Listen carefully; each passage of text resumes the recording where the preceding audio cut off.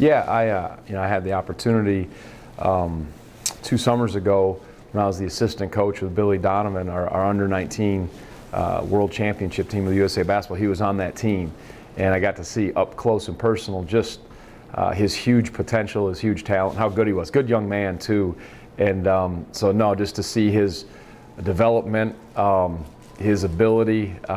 Guys like him don't come around ever so often with some of the skills that he has and the abilities that he has. So certainly when you go against a player like that who has that many talented players around him, it presents a great challenge. And he's, his size, his passing, his scoring, his physicality are all things that you have to try to match and make it as difficult anytime you play a player like him, make everything he gets and really the other players earned. And that's always the battle before each possession, each team you're playing, and he has that. And again, it's not just Jaleel, there's some really good other guys out there, and so they're one of the better offensive teams you'll see with their matchups and their play. So again, like I said, having coached as an assistant him and seeing him develop, I know certainly up close and personal how talented he is. Talk to me about those other guys, the whole team in general. They start 3 freshmen.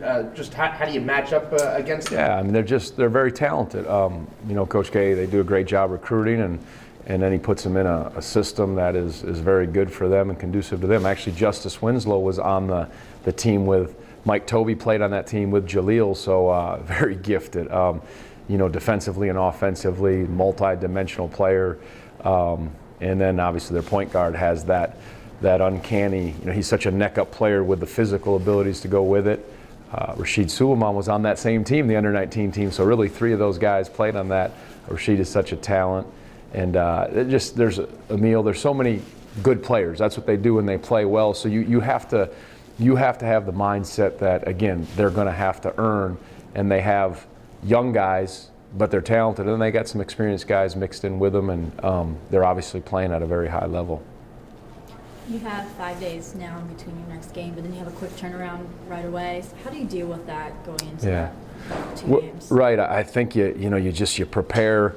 We haven't gotten to the place where we're at right now by looking at, okay, this 4-game stretch or this, that. What is in front of you? You put all your focus towards that, and then when that's done, you turn the page and get ready for the next.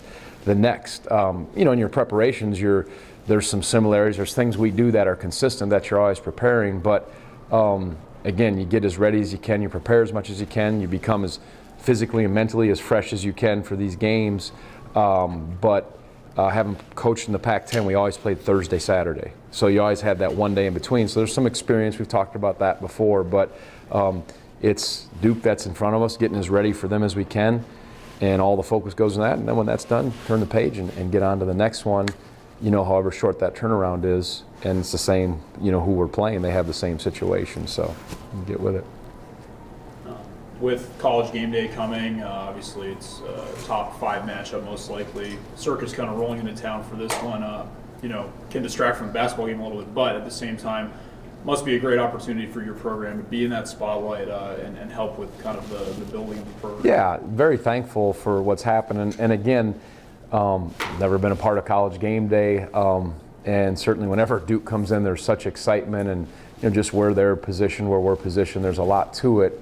I don't think there's anything wrong by being thankful for that, enjoying it, but I think our guys, as long as they're faithful to the things that have put them in this spot, and not get carried away with all the other things, the extracurricular stuff of that, then they'll be fine. I mean, they understand they're in this spot because they have been true to what has made them good, and they'll have to continue to do that, and the fans will love it. There'll be excitement there, and there's some nice things about it, but it always comes down to how well you play in that day and how you prepare and execute and what's important to you, and the fact that College game day is here or not here, that's a little bit irrelevant to the game itself. And I think that's what we got to get to. And then certainly I'm glad that the people of Charlottesville can experience it, the students, the fans, and as long as it doesn't distract you too much. And the experience of our players, my hope is that that's an advantage. Last year there was a lot of attention, a lot of things in it. I think they realize you have to put the blinders on and be ready for what's there, and then you're on to the next because there's a quick turnaround.